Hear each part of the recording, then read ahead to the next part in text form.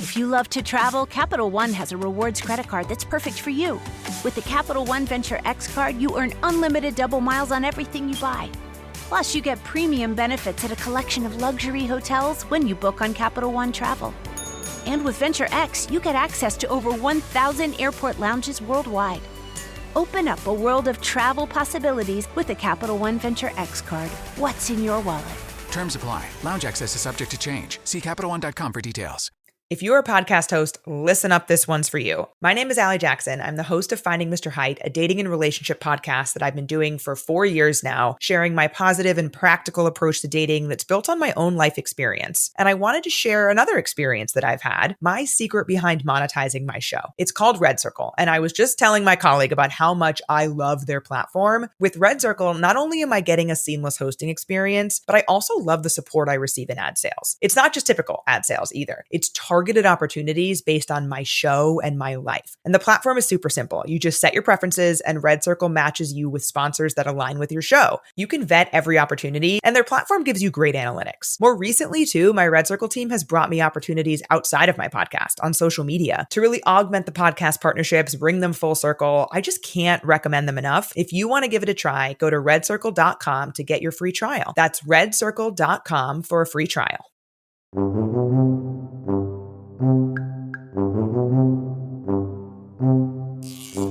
Welcome back to Talking Shit, where we are talking all sorts of shit. Schitt's Creek, that is. I'm Jess Sterling, and here we're talking about Season 5, Episode 11, Meet the Parents. And as always, we're not alone here. Today, I'm joined by someone who absolutely would sell feet pics for money. Stuart!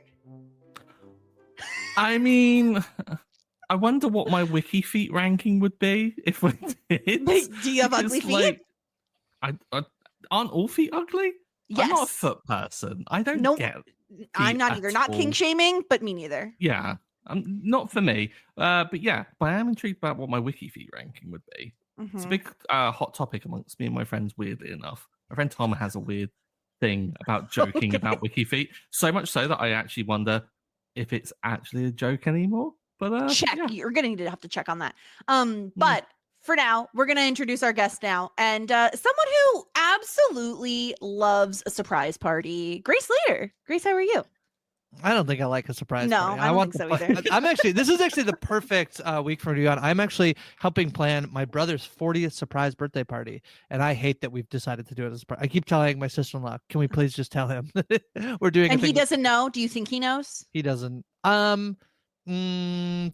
I think he knows that something is happening. I don't think he knows exactly what we're doing. Anyway, Catherine O'Hara has a 4.44 on WikiFeet. That's her. You did not just Google that grade. Out of 10 or out of 5? Out of 5. Out of 5. Oh, good. 4.4 is great. Out of 10, it would be terrible, but out of 5, great. Yeah. And if you need me to Google anybody else while we're on the podcast, I mean, I want to know about. I want to know about Eugene. Stuart didn't show up. I got unfortunately. We're not horror. Yeah, I think the internet is severely lacking in my feet pics. Eugene Levy cannot be found. Oh no! Sorry, I do have to search maybe the sister site WikiFeet Men. Sorry, apologies. Oh, I didn't realize. Why are we separating feet by gender? Yeah, is there a WikiFeet non-binary? In Pride Month of all months, we need a fucking feet non-binary. Only 4 photos of Eugene Levy's feet apparently ever have been seen, and he has a 4.75 star rating. And all 4 photos are, I think, from 1 to 2 episodes of Schitt's Creek. Incredible. Yeah. Well, I don't. We got so sidetracked by Wiki sorry. Feet. It's okay. We're here to talk about Meet the Parents today, and I'm so excited. I'm so excited because this is such an important episode. It's such an incredible episode. Grace, I feel like we talked about you coming on this episode a while back. I don't know if that's true, but tell us why you're here for this episode specifically. Oh, it's a very queer episode. I like it very much. I mean, I think this and it's so Schitt's Creek as well. It's so cozy surprise, time in terms of like, you kind of think that it's going to be about one thing and then it's not really about that at all. And in terms of like, it's not nearly as like sad. I mean, literally I think David said, it was like, this could have been a lot darker, and it's not. It's actually like super, super sweet. So yeah, Meet the Parents. Yeah. Actually, no, I requested because I thought we were watching the 2000 comedy film, Meet the Parents. I was waiting for it. Yeah. That was like, you knew it was coming. I was like on a countdown timer there. Incredible. But I mean, this episode is so good. So good. I was so surprised because obviously, like, I guessed what it was last week. Like, you were like Patrick's parents. It has to be Patrick's parents. But I never really envisaged that it'd be quite as hard hitting as this. This was a joy of an episode, wasn't it? Yeah. All right. Well, let's recap the episode just in case people haven't rewatched it recently. Give them a little bit of a recap. Grab your tissue boxes because we're about to cut some onions in here. Let's start with the less emotional storyline of Alexis and Moira. Alexis has arranged for Moira to appear at Soap Expo, a soap opera fan convention, without Moira's knowledge. Moira feels these sorts of events are beneath her, but given she needs to raise money for cabaret, she decides to give it a try. She meets an old colleague, Gloria Gregson, and finds out she can earn some good money for an autograph and some great money for feet pics. Meanwhile, back in Schitt's Creek, David has organized a surprise birthday party for Patrick and invites Patrick's parents. Things get bumpy when David finds out that Johnny unintentionally outed Patrick to his parents, and David tries to clean up the mess without Patrick knowing, while also dealing with the pain of realizing Patrick's parents think he's just Patrick's business partner. Luckily, Patrick's parents are only upset that Patrick didn't tell them sooner, and the birthday party goes off without a hitch, and we all sob because of how beautiful it is. That's our episode, Stuart. So adorable. This was great because the expectations here is like with all like kind of queer stories and especially coming out stories is there's always that kind of reaction from the parents and you're kind of just dreading it because someone as sweet as Patrick, you don't want to see Patrick go through anything that's horrible and you don't want a world to like we don't need to constantly be told about parents being awful with stories like this.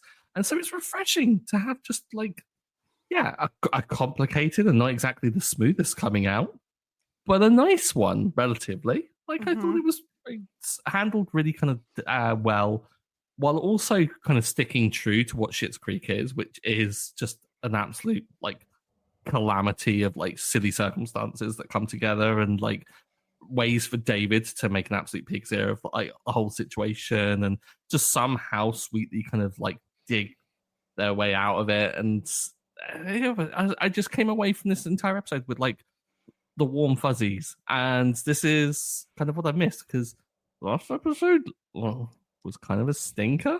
And so to come to this one, I'm like, okay, we're back on. Like, we're back in there.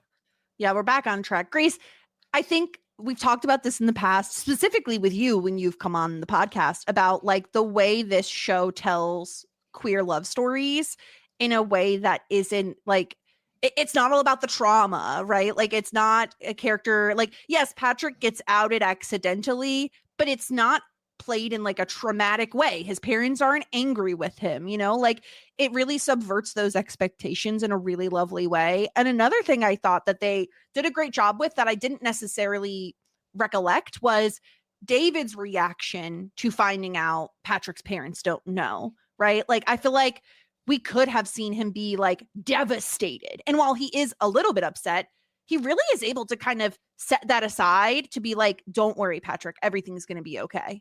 Yeah, he's willing. He's like, I can just be your business partner tonight if that helps, even though, cat's out of the bag already for the most part.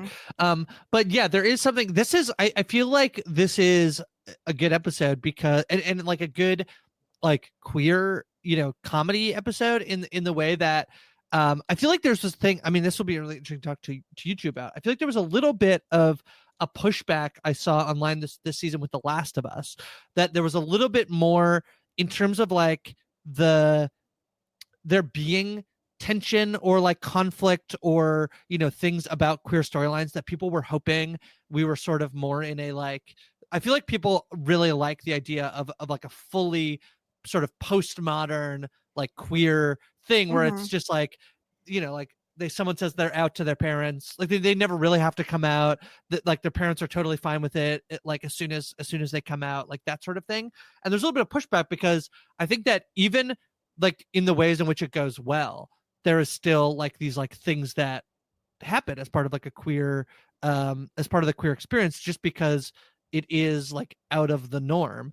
And so even like for me, like Patrick's parents actually like I was joking with this a little while ago about like when people react to somebody coming out, I'm like, oh, I wish you told me sooner. And it's like, bro, like it's really hard to tell someone that you're queer. Like I'm risking my whole relationship with you, even if you know that you would have been okay with it. I didn't know that you would 100% be okay with it all the time, you know? And so there's a little bit of that in this, I think, where like they're like kind of upset that they didn't like and maybe that's more of them reflecting on like what they could have done before rather than like blaming Patrick for not telling them. But it's still, and then the David and Patrick of it all, of like you can sense sort of the hurt that David has when he realizes like, oh, you've never, like, I think it was so assumed that I was so part of your life that of course they would have just known, but like, oh, it's now dawning on me that like you haven't shared that piece of your life with your parents, which is hard, but it's all done in sort of like the sweetest. People sort of like react in the, I don't want to say right way, but like in a very sweet and positive way. And so it's just a really charming episode of television, I think.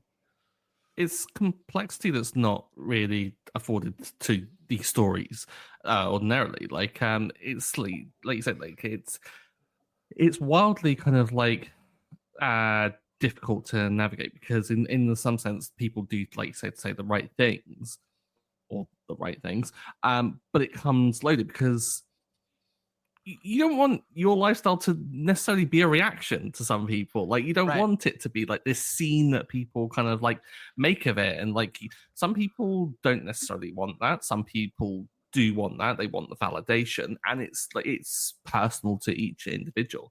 And I thought the way in which they handled this to not only show obviously the difficult situation that Patrick was thrown into, and the way in which the people around him were very positive with that kind of like trying to help, but it still expressed like you saw the pain that David felt in that moment, and the kind of awful sense of obligation that David would closet their relationship to maintain Patrick's like own mental like kind of well-being throughout this, which was incredibly like thoughtful but still tragic thing to even want to suggest, like to suggest to someone that like you'd hide part of yourself and your truth to help someone out. It's something that in an ideal world shouldn't even present itself. Like it's the kind of complexity of a kind of relationship that I don't think in non-queer media like is ever even broached as a possible idea of like kind of just having to mask yourself to fit in or to like kind of just have peace. And so like I thought it was great to be able to show that, but then also for it not to kind of like have a stranglehold of the plot and to be like, this is the key point they're making. It's nice to just have it, express it, but it not be this kind of like spotlight on it and be an issue story. Like it's not that kind of story. It's a very personal one to Patrick, right? Yeah, and it feels like they, like Grace was saying, right? This isn't like a utopia where no one cares about others' sexuality. Like there's still a hurdle. There is still, Patrick has to jump the hurdle of coming out to his parents, and it's scary no matter what. And I really love the way they specifically handled that, where Patrick is upset because he's both like insulted his partner, like he's done something that has hurt David's feelings, even though it is like extremely justified, right? He says like, I know my parents are good people, but there's still that small chance that what I say will change everything, that they will see me differently, they will treat me differently. And this is so relatable, right? Like, I feel like we all can relate to, and maybe not even our parents, but like anybody really, where it's like, I know this person is a really good person, but there's still that chance because of their age, what generation they're in, you know, where they, how they grew up, when they grew up, there's still a chance that they won't accept me. And that's a big risk that you're taking. And I mean, I think there are people who maybe would get on Patrick's case. He should have come out sooner. He should, his parents should know about David, whatever. I'm not going to do that because I feel like what Patrick says makes sense, which is I want to tell them. I have been wanting to tell them, but I wanted to do it in person. And then I didn't get home for the holidays. And then everything was going so great with us, right? Like he doesn't want to pop that love bubble. He doesn't want to burst the balloon of his happiness when something could go wrong. And all of that feels so true and so genuine to Patrick that of course David is going to say, this is so personal. Like you should do it on your terms, but also your parents are here. I thought, honestly, I feel like the person I was, not that I was very impressed with Patrick, obviously, but the way David handled every single thing that came up this episode, I don't know a better way he could have handled any of this, right, Grace? Like, I think once Patrick's parents know, you kind of have to run interference because what is he going to do? Have them just, show up at the birthday party and then have no idea how they're going to react to their son coming out, right? Like, I think maybe he took a step too far, but I feel like it was completely justified. I mean, this is why I don't really like surprises. Who knows what's going to happen? We shouldn't do these. But once he's like, like what I think is really sweet about this episode is that like Patrick is the one who said he always wanted a surprise birthday. So this is not the thing where it's like, oh, I tried to do this really nice thing. Like I feel like other sitcoms would be like, David is the one who's obsessed with surprise birthdays, and he would throw Patrick the party, and Patrick would be the one who's like, I never want a surprise birthday, but now like my boyfriend is throwing me one. And then not only would David do it, but then also he would kind of get mad for like, he's like, I was doing such a nice thing for you. Like that's where all the conflict would be. And it's like, that's not where the conflict is in this situation at all. And I would, when I was in university, when I went to university, I was like, I'm leaving high school. I'm just going to be out. Like, I don't want to be in the closet. I'm just going to be out. And so I went and I was out, and it was like the best thing ever to like be, there was obviously like ways in which like I didn't tell anybody back home. And so when I would come home, it'd be a little awkward. Actually, I think my mom asked me, so like I don't know who. I actually to this day actually don't know how my mom knows how I came out as like gay. And I was having a really tough time one year in university, and I called her, and then she asked me, and it's like, yep, that's what happened. But segue, I was seeing a guy who was not out, and I have to say, just like very candidly at the time, it was very annoying. It was very annoying to be out of the closet and then have to navigate a situation where your partner is not out. And that is the thing that like can happen to people who are in queer relationships where like one of you is out and the other one is not out.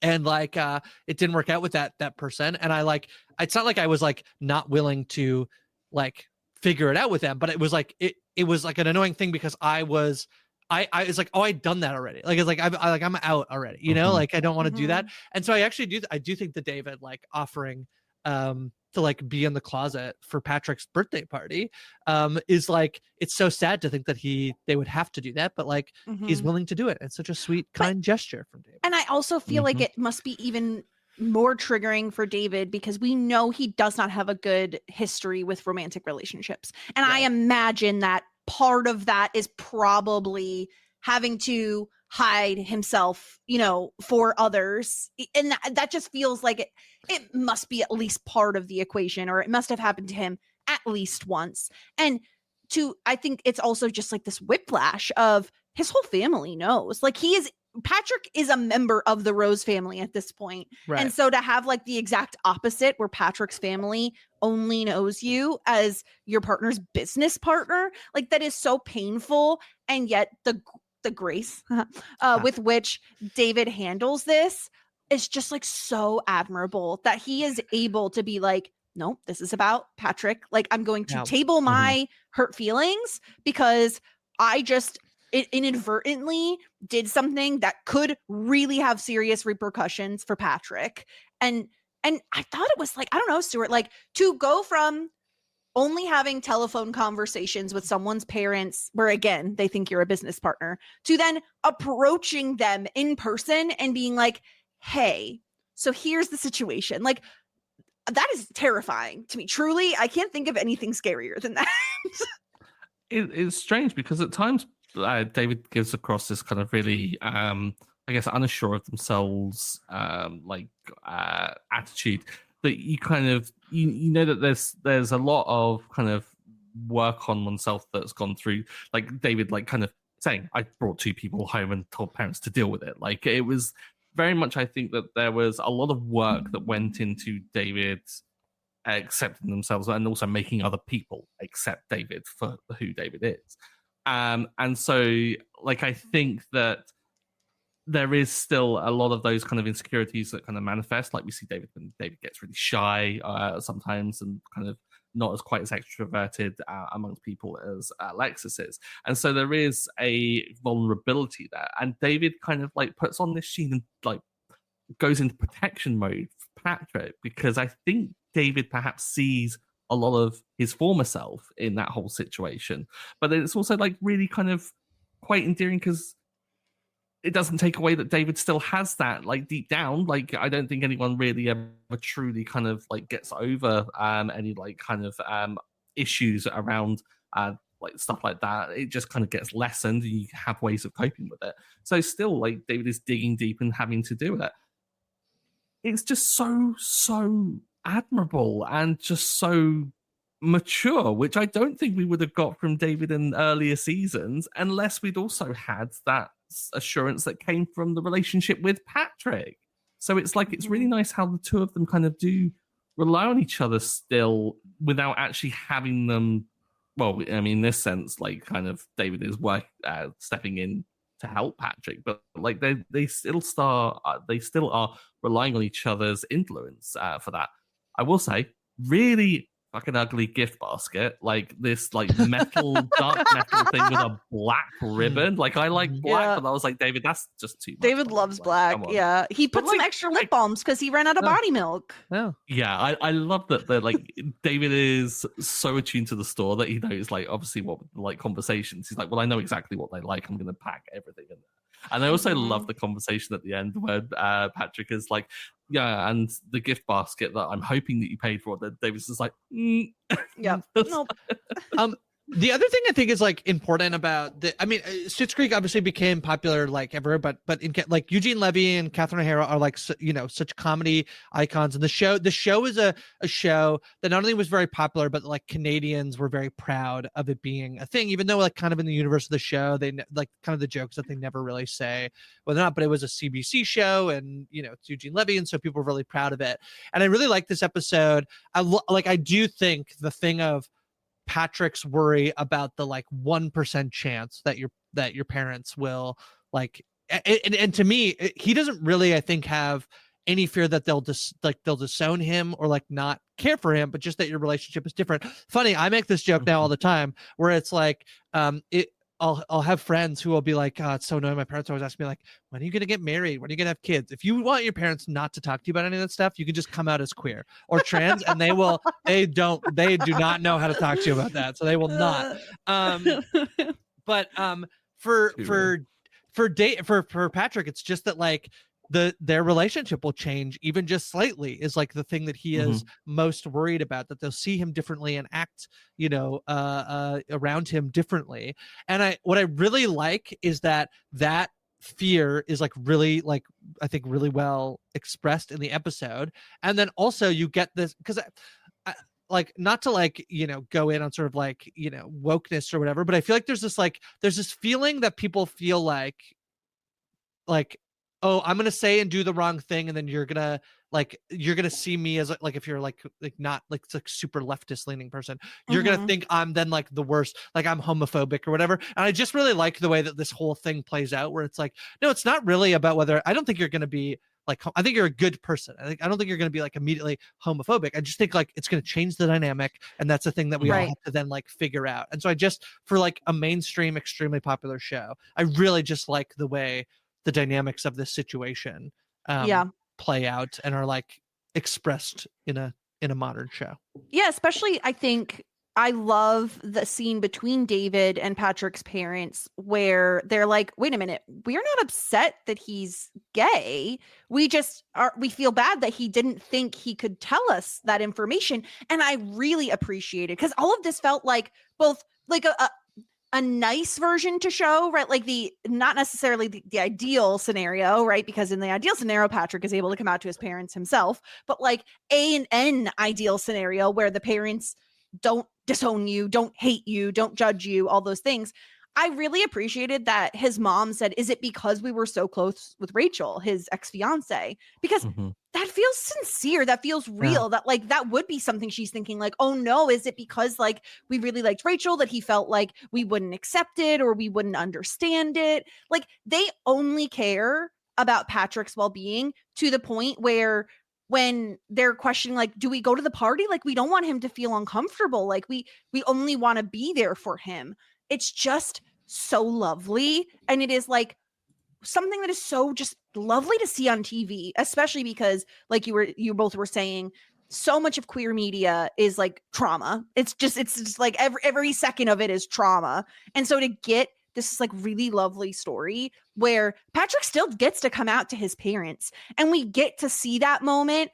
And I think it is just the absolute sweetest. Like his dad, before Patrick comes out to them, is like, oh, you really got a good friend here in David, like trying to like set it up so that Patrick is less scared. So like sweet. It's so sweet. It's also sweet, Stuart. And the fact that both his parents were wearing blue, like, I saw that, Stuart. I was paying attention. I'm like, see, the show is trying to cue us in. Like, even before we meet them, these people are okay. They're in blue, just like Patrick wears. It's fine. Everything's okay. That's such a ridiculous take. If the color theory is a thing on this show, I'd be really surprised. Like, not gonna lie. I really don't know if it is. I don't think it is. I mean, like, maybe. I don't know. Someone write in, let us know. I don't know. But it's kind of strange because on the one hand, I'm hearing like and agreeing that like, yeah, it is incredibly sweet. But then there's this whole aspect, and why I like the setup of this whole story is that it affords some complexity because sometimes there is a thing of being too positive and having too much of a reaction. And like being like it, and that being the dynamic change. Like I think of like Patrick knowing that they're good people and there being like a chance, like he does express that it does like a chance of it going in a negative way, but there's also like the risk of like it just changing your day-to-day dynamic in a way that kind of just upends things and just makes you conscious that you've affected a change in it, like from like the way in which they might kind of choose their words more carefully around you, the way in which they might kind of bring up kind of queer media more around you, like, and because they're like actively trying. In some people that might be like, okay, that's very sweet, they're making an active effort, but there's also a kind of performative aspect of it as well, I think comes into it, which kind of again is like something that isn't directly expressed here, but I kind of got the vibe of because I was there just going, yeah, it just changes so much. And again, but not just this huge big thing. It's like there's a lot of like small little ripple effects of things. And there's also like the sense of guilt that people can have and harbor towards you because they might have like kind of they might just reanalyze all of their own choices and like how that's affected your life. And it's like, no, it's my life. You being quite kind of supportive of like heteronormative relationship has no bearings on my like queerness or anything like that. You don't have to worry about like that aspect, but you have to then reassure them. It's a very kind of layered kind of situation.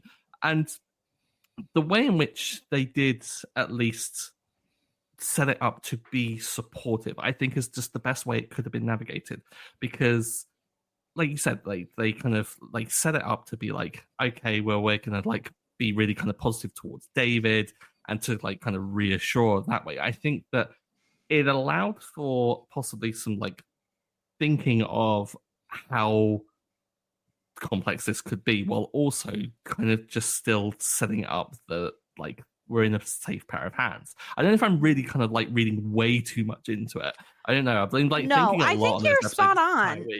I think you're spot on, because the other thing that I like is what you were saying about the performativeness of some of it and like trying too hard, right? Like like there are some people, it's like, oh, like Grace was saying with her mom, right? Like asking someone, oh, are you gay, and instead of letting them kind of come to you. I think like we get hints of that, like glimpses of that in the scene with Patrick actually trying to tell his parents, where his mom is just like, you could tell us anything. Oh, David seems so great, right? Like very much trying to like overly make Patrick feel comfortable to the point where his dad is like, Marcy, calm down. Let him speak. So good. So yeah, they're not perfect. And that's what makes this so great. It is like that they're not perfect, but they're trying, and that's like really all we can ask of anyone, is to like have an open mind and try. You know, that's all you got to do. Yeah, I mean, I was thinking about this, whether or not I don't know whether I like in the real world I actually like this idea of like, okay, we're gonna put Patrick back in the closet so he can like come out to you. I actually don't know if I like think that like, I mean, I think it's totally fair that Johnny does what he does and revealing, like he's actually like being a very sweet parent in the moment of like how like it's his like, you know, his son's boyfriend who's like, you know, it's his birthday party that they're having, and like I don't think that he can be like super faulted, but he is the one who like outs Patrick to. But no, he didn't know. Like that's the thing, because he didn't know. He had no idea that they didn't know. So yeah, I don't blame him at all, because he wasn't told not to. But then once you get to the point where it's like, then David comes over, and then it's like, okay, let's all like kind of go back in the closet for the night, you know, so that he can have like, I don't know if that's actually, I mean, I guess it's just so person dependent in terms of like, if this is, I mean, the situation isn't, and I guess what I'm getting at is that like, the show is also a television show, and so like ultimately I really love the moment where like Patrick like comes out to his parents, and I do think that that's like very sweet from a television, you know, point, you know, thing in terms of like, and some of the stuff you're talking about where like with his parents, the jokes about how eager she is to like set him up for like, you know, like it's very sweet and funny. So I think it does work, but there's a way in which like there are many people who are like acting, and I guess I don't mean to sound like I'm saying like there's a right way to do this all and there's a wrong way to do it all. It's just like how it happens here that I'm like, oh, that's definitely not my experience of like what I like. Again, my parents, my mom did not wait for like me to come and like, you know, and I almost think like it was actually like such a relief of the moment to be like, oh yeah, you already know, and you clearly it has not affected our relationship up until this point, you know. So yeah.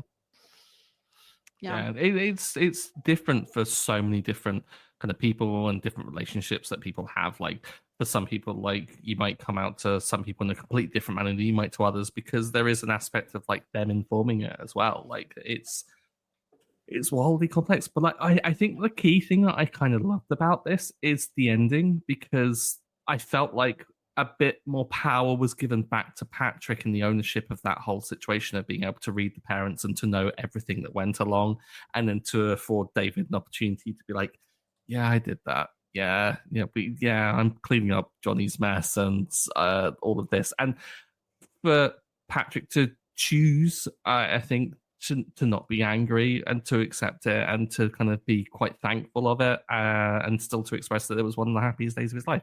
I think without that, I might have come away from this being a bit like, ooh, that might just a smidge icky in a way, like, because I didn't quite like that Patrick was forced and like kind of was really kind of left to just react to stuff. And I came away from the end of it just going, no, Patrick kind of had a hand in going along with it, because Patrick read everything as it was. So I did like that aspect. I think massively.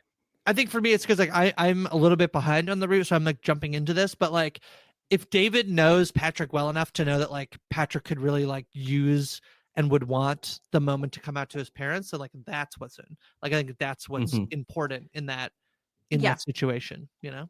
Yeah, agreed. And I can't express to you how much I love that final scene between the two of those characters. One, because it is just so sweet. But two, because the song that is playing, I don't know if either of you are familiar with it. It's by Aqualung called Brighter Than Sunshine. I adore this song because it is in one of my absolute favorite movies. And I remember when I was younger, I would watch this movie all the time. And I like, there's certain songs from certain movies that you will then add to your, at the time, MP3 player, because I'm old. But I would listen to it all the time. And it just gives me like it's like romance vibes. Like this is the song I think of when I think of romance vibes. And it's an Ashton Kutcher film, isn't it? Like, yes, it is, Stuart. Okay, listen. Yeah, I may have looked up the music video and seen film. Ashton Kutcher in it, and I was like, oh, it's a film tie-in song. Yeah, I remember hearing it. It's very so good. Our generation, I think. Like, it's very kind of like, oh, I downloaded this on Kazaa. Yeah, I got this on LimeWire. It's from the movie A Lot Like Love, with Ashton Kutcher and Amanda Peet, a 2005 rom-com, my favorite. I adored that movie. I don't think it gets enough love. And this was a song in it, and it was like a pivotal scene that this song played in, just like it does here. And I just think it's like the most romantic song. And so to have them like doing a slow dance and like kissing to this song is just like so beautiful. And then Twyla had to ruin it because she wants to ruin things by saying not to step on the moment. You did. You stepped on it. Okay. I'm going to close up in 5 minutes. Leave them the keys, Twyla. Stop it. No. Like get this soppy stuff over and done with. Do that at home. Like, Twyla's on the job. Twyla's got to go home. She can at least wait until the kiss was over. Hours. Like, come on. Yeah, okay, I guess. I guess she does have a reason to be upset because David did say that he told Patrick there was salmonella at the cafe. As excuses go, that's probably the worst one because if that rumor goes out, that's rough. Yeah, the restaurant, the cafe is salmonella. Yeah. So funny. I love it. Anything else on the David and Patrick storyline before we talk about Alexis and Moira's adventures? I mean, gosh, there's so many like good lines that come out, like, and so many jokes. I feel like if we were to like go through and like list them all off, we'd be here for another like half hour just talking about this particular side of it. But yeah, like I just kind of want to say, like, as deep and meaningful as this is, it's also still deeply Schitt's Creek in the sense that like it's still chock full of jokes. Like I was laughing all the way through. Had some like kind of like like David, like this, I thought this was going to go in a dark place. You and me both, buddy. But the jokes, like you messaged me, Stuart. You're like, I don't know if I can watch this today, and I was like, I don't want to spoil it for you, but like, it's okay. Like it'll be okay. I trust because you were like, they don't know, and you immediately were like nervous that how it was going to be handled. Also, quick shout out to Johnny for like coming into the room after David has been talking to the Brewers and being like, oh, are you happy, David? Because that at the end of the day, that's all that matters, isn't it? Like, it's very sweet. I love that. And again, you could say he's overstepping, but I viewed it as like having his son's back and like wanting to be there to support him if it went poorly, and to be another parent in the room again if it went poorly, to be like, listen, it's gonna be okay, like we've been through this however long ago, and hey, we found out in a worse way because our son brought home a couple and was like, surprise. Johnny was a sweetheart from that, like doing that, and also like running all the way to the cafe as well. How many times have we seen him out of breath from running? Oh, bless him. Like, it's not a short distance, I imagine. So, yeah. I love it.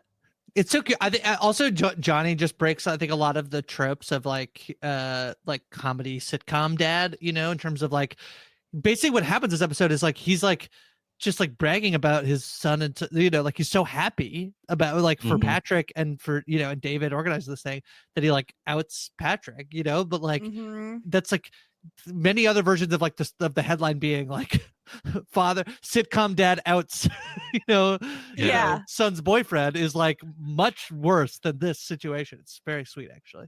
Yeah. I thought David, one quick thing, I thought David was so wise though to leave the surprise party like awareness to the last minute for his family. Like I thought of all moves, that was a genius move. Because you knew that, like, I mean, like Johnny managed to put his foot in it in a different area. But like, if they had not known about the surprise and somehow had revealed that, I mean, I don't know, much worse and different. I mean, yeah, Moira didn't even wait like a whole night before she told both Alexis and Johnny about the end of the Crowaning and that it ends in a cropocalypse. But you didn't hear from me. So good. So ridiculous. Speaking of Moira, let's talk through her and Alexis's journey at the Soap Expo. Obviously a much like lower stakes kind of storyline. But I still felt like this showed some growth from Moira, right? Like, where she previously like, oh, these are beneath me, you know, like, what does she call them? Like asymmetrical faced people. Like she doesn't want to hang out with them. But she needs money for Cabaret. And I'm pretty sure at the beginning of the episode, she indicates that she wanted Alexis and Johnny to do some sort of science experiment for money. Yeah, she was going to go like medical testing. Was it? Yeah. If any one of us, say you or your father, participates in a few nugatory tests, we could be bringing over $200. That's not like no money. That's like some considerable money. So like maybe worth it. What kind of tests would get $200 I don't even want to know. No, especially down at the small little medical clinic in Elgrove. So it's like we're not talking like big pharma tests or anything like that. Yeah. Oh god, that could have been awful. But yeah, quite a step up to $2,000 for an afternoon's work of just signing some headshots, right? Yeah, I mean maybe Wiki Feet. This episode does end up being like about like how Moira can make money, but I actually do think there's a viral clip that went around this week of Michael J. Fox at a I believe he was doing sort of a what do you call it, like a panel with the rest of the Back to Future cast, and he was talking about when he first started to learn about like, you know, the expo, like, you know, convention center scene. He was like, oh, like this will be really great for the fans to get to like, you know, meet me and like get something out of it, you know, like, so I'll go do that for that reason. And he's like, I so quickly realized just how like important it was for me as a person to like realize how much of an impact the things that he had done affected people's lives. It's just like this really sweet, vulnerable moment for Michael J. Fox. And I was like, what interesting timing that this week is about like Moira's, you know, soapbox convention appearances. But I've been to like, have either of you been to like a convention, like a fan expo convention? Anything? I had the same thought where like, so in Toronto there's Comic-Con and there's Fan Expo, and I do think sometimes like I'll like, you get there early and there's all of these images of like, you know, a bunch of different people from a bunch of different like, you know, they're anime voice people or they've been in like a, you know, a genre show or whatever. And then you'll look and you're like, well, like $80 for a foot. Okay, all right, you know, or a picture or whatever. I'm looking at that, but then the crowds, the lineups of these things are like humongous, and like just people will wait in hours to just get like a pic with someone they saw on TV. You know, it's a big deal. Yeah. I was at UK Comic Con, and it was the first year that Critical Role had come over, and so I was there. I was like, oh, I wouldn't mind getting some stuff signed and stuff. Looked it up and I was like, not at that prices. Like, that's ridiculous. I'll hear them talk and that's it. You can make a lot of money. So much money. I just saw Matt Mercer from a distance and was like, I will get all the DM vibes from you that way. But you get like some sales of like, even like the group photos, they pay like $500 and things. But like, and you say like the queues are ridiculous.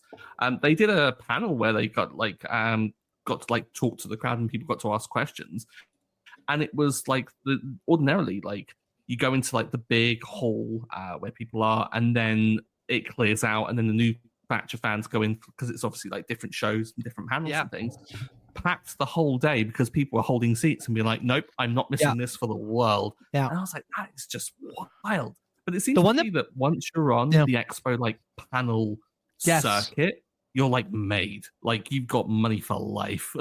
The one for me that like it kind of blows my mind is at Fan Expo there's always John O'Hurley, who plays Jay Peterman from like Elaine's boss on Seinfeld, just holds up at his booth and just makes money. And I'm like, yeah, I guess if you're like you know, if you got a thing that you can make money off of, for forever. Yeah. Like, go for it, you know? It's like a cameo, but at specific locations. Like, cameo is the same sort of a thing. And Moira looks at it as like, wow, only like washed up has-beens do this thing. But I think, you know, when she meets a former soap star, Gloria, she's like, girl, like, charge a ton and get bank. Like, what? People love us. Like, I think I understand where Moira's coming from at viewing this as like I'm admitting that my career is over, that this is the best I'll ever do sort of a thing. However, like, you can set the price for these things. And not only that, you're telling me Moira doesn't want to be like sitting down getting adored all day long, getting like, oh my God, I loved you so much. Like, smack me like you did on Sunrise Bay. You know, like, she's going to get that all day long. And I love that, because we're talking a lot about Moira, but I love that Alexis is like, I am your agent and I have already signed us up. I've already got you a booth. We're doing this. Like, she's the one who's pushing Moira to try something outside the realm of her comfortability. And I think that's first of all, for Alexis to even get this as an idea and then pitch it to Moira in the right way of being like, I know you need money. This is how much money you could get for doing something like this. It'll be helpful for Cabaret. Like, this is good on Alexis too, for pushing Moira to go outside of her comfort zone. I'm so impressed time and time again with Alexis's like business acumen. Yeah, like, guaranteed way to like make some decent bank. I think a really good thing as well, like on the money side of things, is like Gloria kind of like illuminating Moira as well to me, like you can make a lot of money here and stuff like that, but also kind of illuminating her mindset on what her career could be. Like, she can join these circuits and it's not like a really shameful thing. Like, she kind of talks about how she was constantly chasing after parts and like going to auditions and kind of constantly kind of worrying about what other people thought of her. And now she gets to come to a place where she's kind of got people telling her, I really appreciate you. And like, that's got to be such a gratifying thing to like go somewhere and have like a line of people queue up to just be like, to meet you. I mean, that's got to be the most ego inflating thing ever. Maybe probably the worst thing that Moira needs, but I don't know, maybe it might be helpful. I don't know. No, I think the one thing that's like is very true, and like I'm gonna speak to like, it's like the smallest bit of relating to like Moira is like going to a thing like an RHAP event where it's like people know, like, the thing is that like, yeah, like there is a smattering of like people, you know, if people listen to your thing, it's, you know, people don't listen to well, it's not true, people do listen to things because they hate it, but most people are not like every week. I think there's I believe there's a we found out there's a Howard Stern quote where he says like, people who love you will listen to you for 30 minutes and people who hate you will listen to you for 6 hours or something. Like there is that thing, but for the most part, like, if you are on a thing, like, you assume that most people are listening because they enjoy you doing that. And so that, you know, I try to keep that in mind as like a person who podcasts and does all this stuff, that like people must like listening to it. But then like you can sort of scour out the thing where it's like the negative stuff sticks in your like, you know, in your head a little bit, because it's less likely. Like, somebody posted, I have to thank this person next week, but somebody only posted on the YouTube comment on a show I do every single week, just the Tastemakers. They just wrote Grace with a heart beside it. And I was like, I don't know what that's for, but I will take it. I don't know what that is in relation to, I think I said, and it's very, but like, I feel like that's like a little rare to get like that type of thing. But when you hear the negative, it sticks out. But these things like events where like people just come to you like, I listen to you all the time, and you're like, oh my God, like it makes your head like, you know, balloon up. But it is really sweet, because it's hard. Like, you don't hear direct positive things often about the things you do at the level that you might like one negative comment sticks in your head a lot, you know? So I totally get where, you know, how Moira doing the soapbox scene I think would be great for her. Yeah, you're so right, Grace. Like, the negative stuff will stick in your head far longer than any nice thing someone says. And so it's really about quantity at that point. Like, if you're getting like 10 nice comments for every one nasty one, well, then maybe then it'll start balancing out a little bit. But yeah, I do think this is like such a solid idea from Alexis. And who's saying she has to do it all the time? She could do like a one and done, and then that's it. You know, like, she's not committing to anything. But if she likes it and she makes good money off of it, why the heck not? Like, you are known for something, you might as well get paid for it. Like, if they're putting your face on TV screens and people enjoy you, then make money off of that. The world is an expensive place. You got to make money how you can. I mean, unless she doesn't like it, then she doesn't have to do it. But like, if it's actually like enjoyable, but I really love how Alexis outlines, here are the lines that Moira has. Feet pics, fine. We will charge money for those.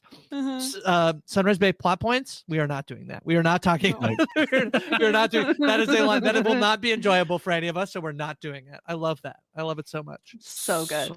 So funny.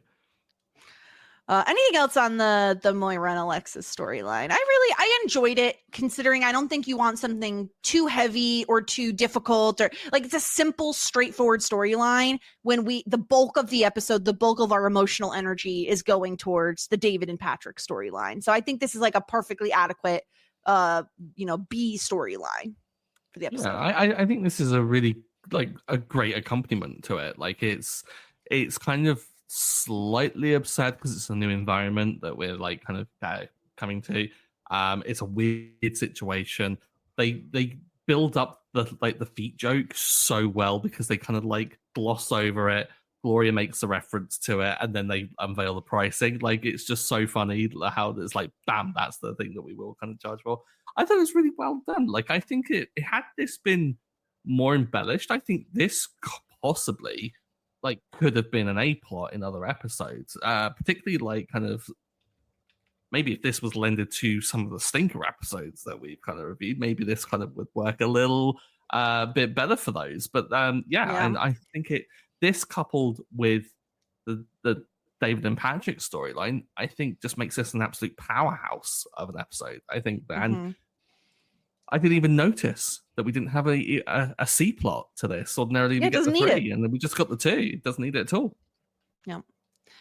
All right, let's get into some feedback that we got. We got an email from Libby who says, I have so many thoughts about this episode. I have a feeling you're going to say the Moira storyline didn't seem to have anything to do with the main story. And the first time I rewatched, I thought the same thing. Then it dawned on me. The storyline has actually a lot to do with the main storyline. Moira, like Patrick, has gone through a huge life change. She's surprised by an event she knew nothing about, thanks to a different Rose sibling. Then she realizes someone from her past is there, which she hadn't planned on. Now, unlike Patrick, Moira is ashamed of her new life, so that's where the similarities end. Patrick isn't ashamed of his new life, nor David at all. He wants his parents to know David. In both cases, Moira and Patrick are met with acceptance. I think Patrick needed this moment with his parents to fully settle in a way. He needed them in that booth, the Roses looking on from a short distance, which I did love, by the way, that they're like caught snooping. Obviously, there will be more people to come out, and you never really stop coming out. But more people to come out too, sorry. But the most important people have been connected to his happy new life. It's not a perfect parallel, but it's there, I think, very much on purpose. On to the actual storyline. I love David's journey here. He's hurt, but pushes that aside for Patrick and then confronts Patrick's parents, not knowing what he's getting into. The tear he wipes away gets me every time, as does the dance at the end. Truly a classic episode. Did have to bring up the tear at the end. I love the note. I don't want to feel things.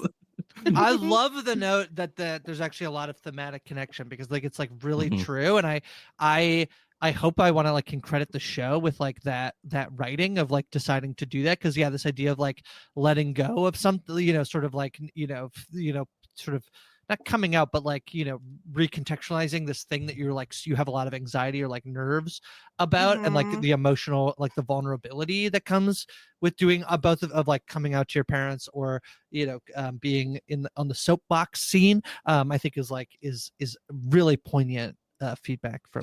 It's a really good point. Yeah And it's great that they can like have two stories playing on the same theme, but not like use it to like drill the same kind of like story on both, like to play around with it and like to have maybe a bit more fun with the Moira side of it, and like have through the absurdity of such a theme in the story, but then also have the seriousness and a little bit of playfulness with David and Patrick. Yeah, it's fun to see how they play with both.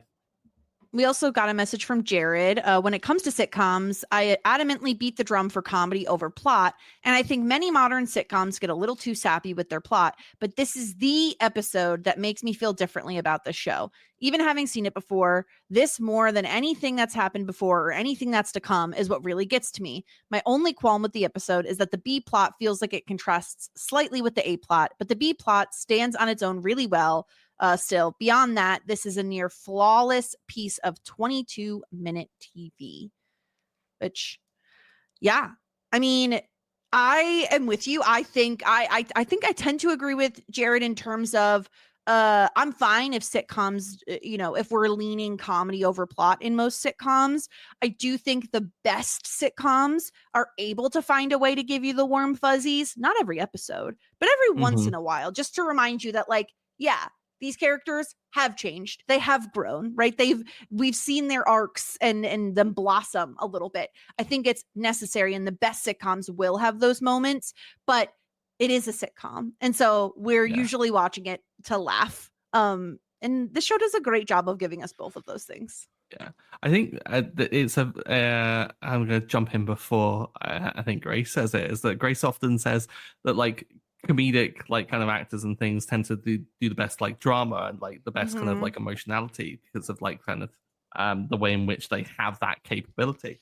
And it's, I think having the warm fuzzies occasionally suits a sitcom like this kind of perfectly. I think we talk quite often about there being, like, a good Venn diagram of, like, plot progression, warm fuzzies, and comedy, and the best episode has an aspect of all three.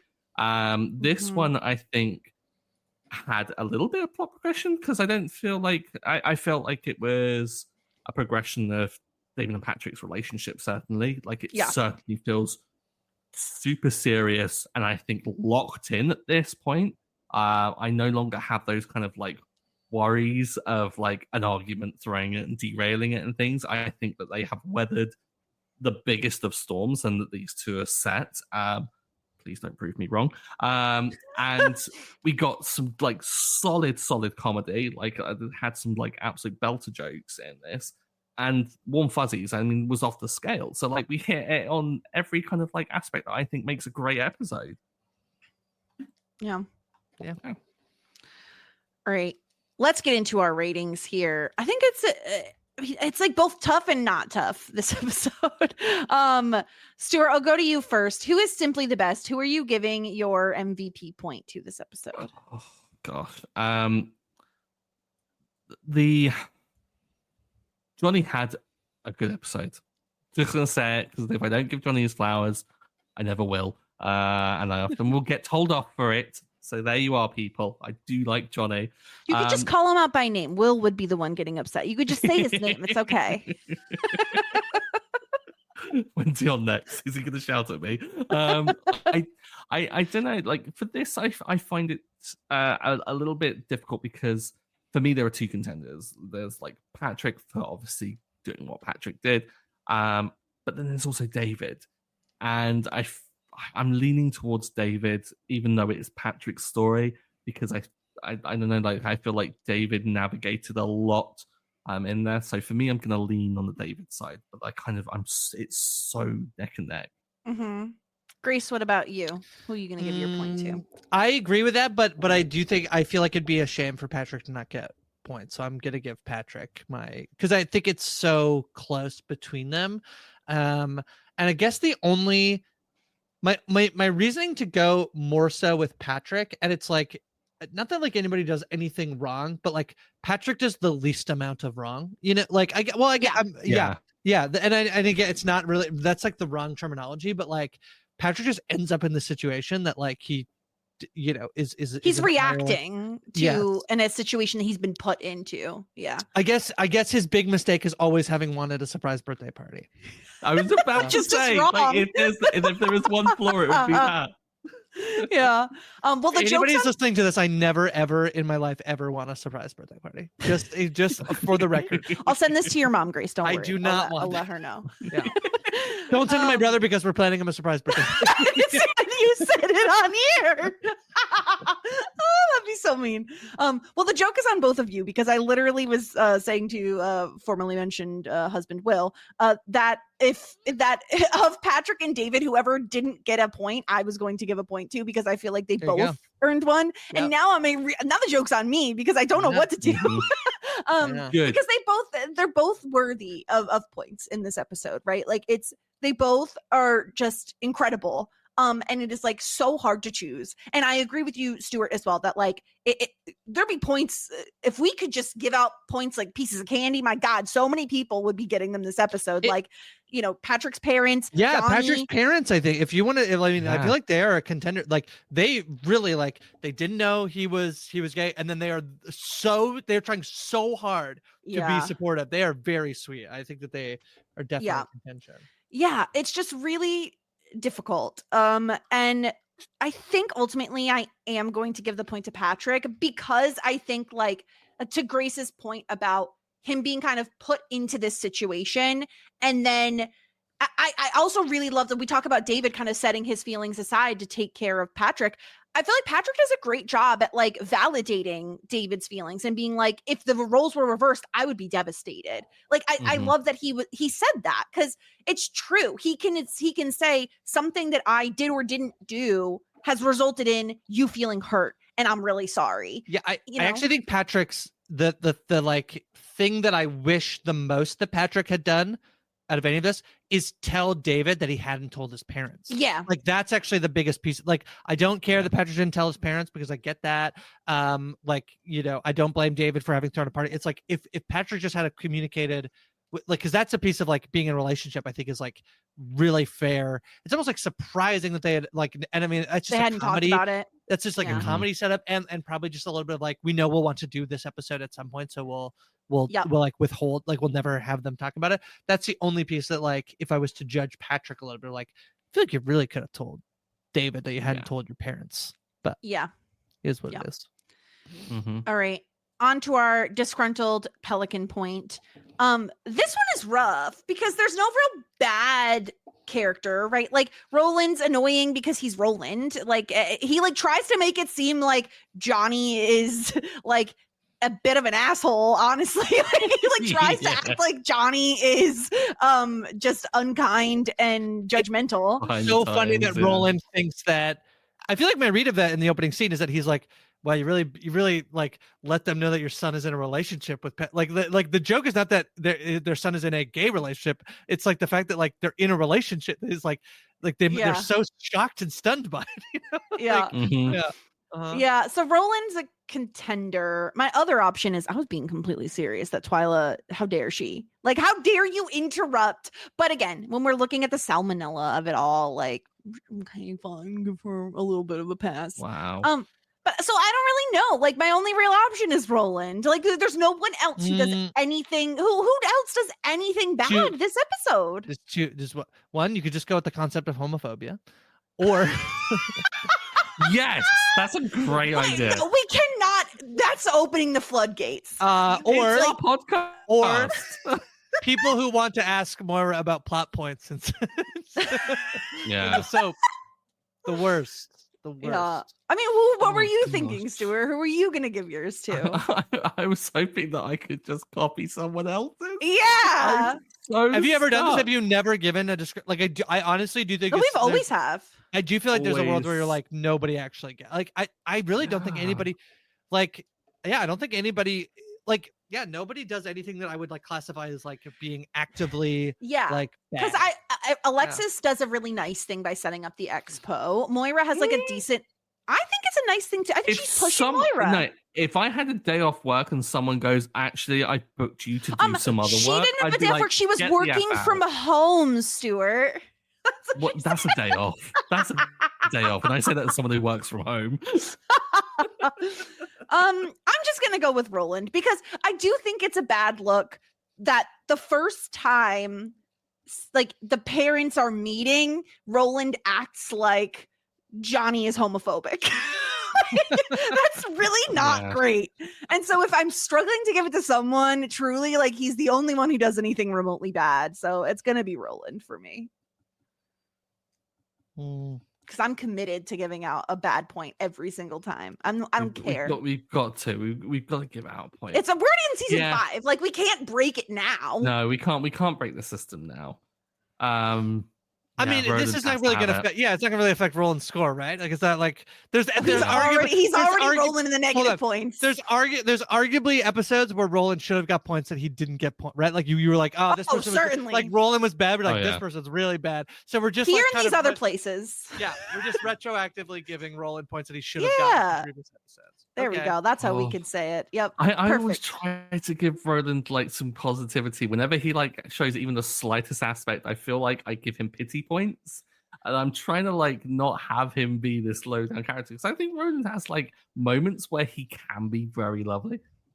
It's just very rare, and it's very rare that he's the MVP. So like he gets so many bad points. But yeah, I mean, he's the worst, I think. Yeah. I mean, yeah. You could just throw it on, what is her name? Gloria Gregson. She doesn't really do anything wrong, but who cares about Gloria Gregson?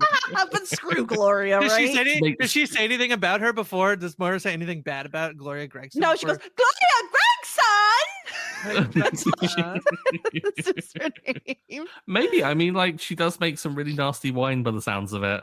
Very cheap. Oh, yeah, she makes the cheap wine that they would put in their sangria. Yeah. So funny. It's so cheap and delicious. Also, shout out to the tiny Alexis moment I haven't brought up yet, where Gloria says, like, oh, you mean sisters? And Alexis laughs and then goes, ew. That's arguably up there as a bad thing Alexis does. It's pretty rude that when somebody like, compliments your mom. No, ew, stop it. I hate when people do that because they're obviously lying. Like, they're so obviously lying that those people never look like sisters. Like, mom and I have gotten that before. And it is just like, first of all, that's disrespectful to me as the younger one. Stop it. All right, I'll give my LVP point to Jess. Yeah, same. I changed mine. Yeah. Too late. They're already locked in. Okay. Let's go on to the wig watch because we do have a wig and it almost snuck by me without notice because it is like blink and you miss it. We barely see Moira in the scene in which she has it on. This is at the actual surprise party. She has donned an ombre kind of balayage, like red to orangey. We've not seen this wig before, I don't think. Well, it like gets lighter as it goes down. It's like an ambery, like yeah, I like it. You don't know balayage, Stuart? I don't know. Balayage. It's a great wig. It sounds like a word Moira would have very much fun saying. Yeah. Balayage. Balayage is when you get like your hair goes from dark to light, like a gradient is like another way, and you usually get like highlights at the bottom. And it's a great technique to not have to go, because if you get highlights, they grow out and you can immediately see your roots. If you get a balayage, it's like more subtle. Nice. Okay. Can we talk about the size of that ring on Moira's finger? Like, geez. That's an egg. It's an egg. And then there's never smaller eggs on her other hand. It's a dinosaur egg. Yeah. But yeah, I do like this wig. I think it's a little flat. I like my wigs to be a little more voluminous, but it's not bad. It's okay. Better than some of the it's a new wig. I don't think we've seen this one. Exactly. Yeah, always appreciate a new wig with Moira because sometimes we don't get them for a while. Yeah, and this one, like I said, blink and you miss it. It was barely even there. All right, let's tier rank this episode. I have a feeling I know where this is gonna go, but for the shits and gigs, for the hot shits and gigs. Oh, that sounds gross. Hot shit, full bouquet. Love that journey for you, David. Shit out of luck. Stuart, where are you thinking this one should go? Ooh, I mean, hot shit. Like, it's a banger of an episode. It's obviously going to go in this top tier. Yeah, but where? So to reset, in case you aren't watching us on YouTube, which you definitely should be, and while you're there, you might as well subscribe because we're so close to getting 200 subscribers. So close. So close. So currently, the way that the hot shit tier looks is we have season 5, episode 8, The Hospies, episode 5, Housewarming, episode 2, Love Letters, the premiere, The Crowaning, and now we have Meet the Parents that has to be slotted in somewhere. Definitely higher than Love Letters, I would say. I was going to say it's higher than The Crowaning. So yeah, we could, I agree. I think it's above love letters. Housewarming, though, and Grace, I don't know how recently you've watched any of these. Housewarming is the one where Patrick has the new apartment. They throw a big house party. Ted is drunk. It's hilarious. He keeps saying big guy. There's a lot of smoochies happening, which is really fun.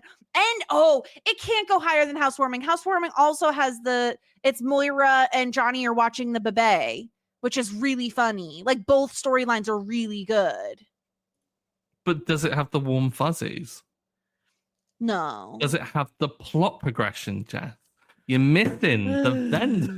See, my hot take from this episode is actually I was trying not to say this that much because I feel like as somebody who's like kind of hopping in, it doesn't matter as much. But I don't feel like this episode is like as funny as Schitt's Creek can be. It's like, for me, actually the piece of it that's actually missing the most. Like, I think it's such a good, and it's like, it's not that, like, it's, it's not a very special episode, but it kind of is like the Schitt's Creek version of like a very special episode.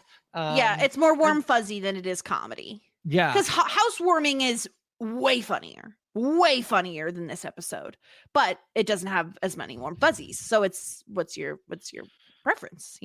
Yeah, I think Stuart leans more warm fuzzy. I lean more comedy because that's our brand. It's not that I mean, I do lean warm fuzzies more often than not.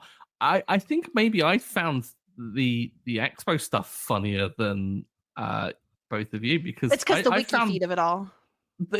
Honestly, that really cracked me up. Like, in like the sangria, the like the whole like premise of that really kind of cracked me up. Can I throw you an interesting fact, which is just in terms of just how important this episode is. This was so there was like some like next time on, or like the promo for this at the time that it was coming, and it was so like there was like such a fervor about this episode coming out, and I believe this is the third highest rated episode on IMDb. I think if you look at the facts on the interesting. And I do feel like it's, I have to be honest, when I watched it, I was like, I think this is really good. It is not as good as I remember it being, but and I still think it's like amazing. But I feel I can feel this in the conversation a little bit, that I do think like there's this idea of like, is this actually like one of the best episodes? Which is like, before I watch it, I was like, that's my memory of it. Yeah. I feel like going back and rewatching it, it is super important and it's very good. And I feel like it's like, so in like, in terms of like, there might not be a better Patrick episode, honestly, other than that's the thing, singing, the open mic night. Open mic night. I think there are episodes that we have personally put all the way up in hot shit, even if they had like a subpar storyline, because some of the singular moments in those episodes were either important, the warm fuzzies, make you cry, like whatever it is. There are moments that just kind of outweigh every other criteria we have. And like the Hospice has a little bit of Alexis. So like, in my opinion, we're not beating that with this. the thing about I think this episode is that it has like so many of the elements of like what I think makes Schitt's Creek work perfectly, but it doesn't have. So for me, the season 2 finale, it is so warm fuzzy, and it's all of them together. And this is like a very like similar to Open Mic. This is like such a Patrick and David thing, and this one is almost. I mean, it is a Patrick and David thing. This is almost like so Patrick-y, more than anything. So I say this all to say like. You can like, I feel like you folks can put it where you well, I'm trying to give like some context, and just like this was such a big deal it was a big episode. And at this point, just to give some context in terms of for the show itself, at this point I believe the show had already hit Netflix, which is really what had like skyrocketed it to like where Americans were watching. You know what I mean? Like, this is a Canadian show, but like when it got on Netflix, it exploded. And this was post the Netflix, post it going on to Netflix. I think it was after season 2 that it came to Netflix. So it was hugely popular at this point. And we'll talk next season when we get there about like the Emmy nods and Emmy wins and all that stuff, because that was crazy for the final season. The other stat I'll tell you is that, for like Stuart, your sake, none of the episodes that rate higher than it have happened yet. That's the other. There's not a single episode that's up to this point that is rated higher on IMDb than this episode. I believe that, even if I think it's incorrect. Like, so I believe that that's accurate. Yeah. Except that I disagree with it, because I think there's just like there's a lot of episodes that I would put. And just to say, we're getting like on like typically like 1.5 to 3,000 reviews on IMDb, and we're like talking like about like 8.9s versus 9.1s. Like that's what we're not talking about like, oh, like Open Massive Mic Night has a 7.5 and this has like an 8.8. Like this episode has a 9.1 and Open Mic I think is an 8.9. That's the difference. Yeah. So okay, Stuart, this is where I stand. I think. Here you go. I was just gonna say, I think so. For me, the Hospies is still number one. A Little Bit Alexis is such a like a moment. I love it just so very much. I still think I would put Housewarming above Meet the Parents because of just how much I love both storylines and how funny it is. Then I think I would have Meet the Parents third, because as much as it gives us all the warm fuzzies and it is like huge progression for David and Patrick, I think like it's not as much about the roses and it's less funny, more heartwarming. And so I think that's where I would land, but I'm willing to be swayed if you think differently. No. I think you make some really good points there. And I think when you factor in the scope of like what does get focus here, it's very kind of narrow. And I do prefer them kind of the wider, more ensemble, kind of bringing everyone together. Those warm fuzzies a bit better. So yeah, I'm content with it being where it is. It's still very high up. Originally, we did say that we weren't actually going to rank them against the other episodes. It was just going to be a tier ranking. So I will just ignore that we've been doing that for 5 seasons. We can do whatever we want.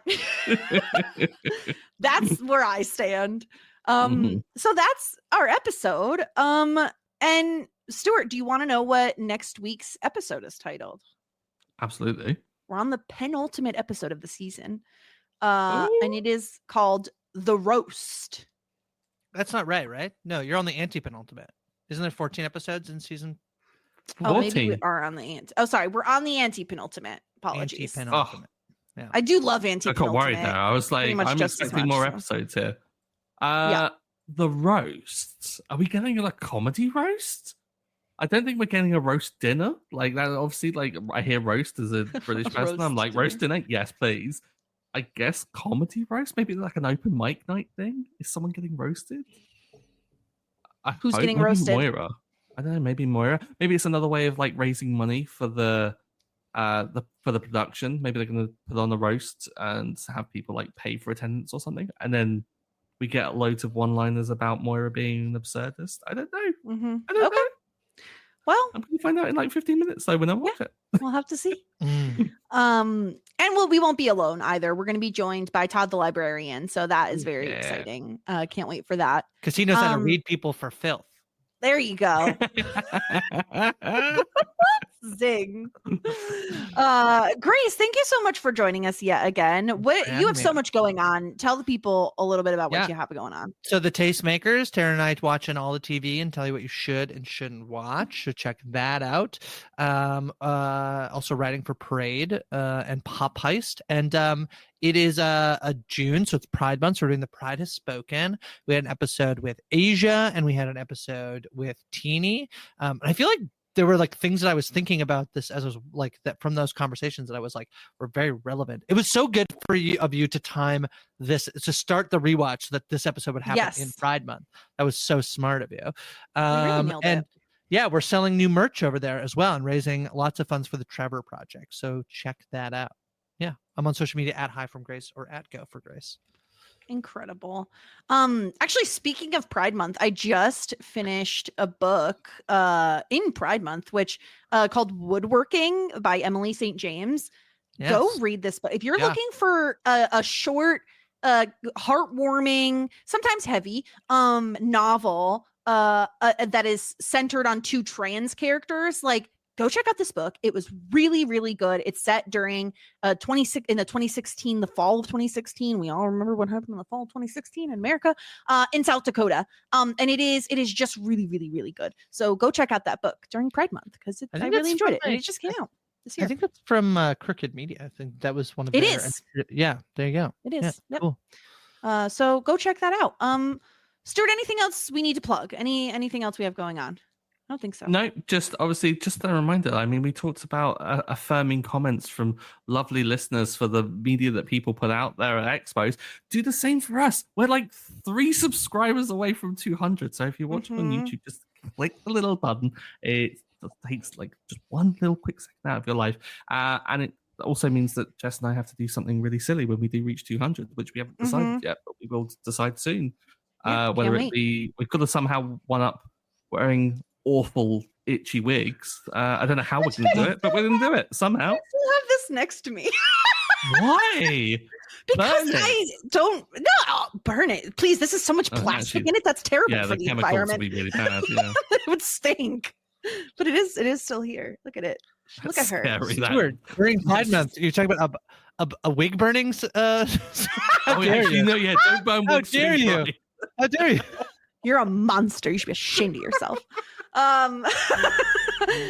Anyway, so yeah, we'll be back next week with season 5, episode 12.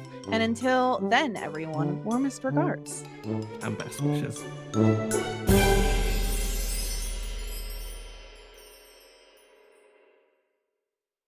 If you're a podcast host, listen up, this one's for you. My name is Allie Jackson. I'm the host of Finding Mr. Height, a dating and relationship podcast that I've been doing for 4 years now, sharing my positive and practical approach to dating that's built on my own life experience. And I wanted to share another experience that I've had, my secret behind monetizing my show. It's called Red Circle, and I was just telling my colleague about how much I love their platform. With Red Circle, not only am I getting a seamless hosting experience, but I also love the support I receive in ad sales. It's not just typical ad sales either. It's targeted opportunities based on my show and my life. And the platform is super simple. You just set your preferences and Red Circle matches you with sponsors that align with your show. You can vet every opportunity and their platform gives you great analytics. More recently too, my Red Circle team has brought me opportunities outside of my podcast on social media to really augment the podcast partnerships, bring them full circle. I just can't recommend them enough. If you want to give it a try, go to redcircle.com to get your free trial. That's redcircle.com for a free trial.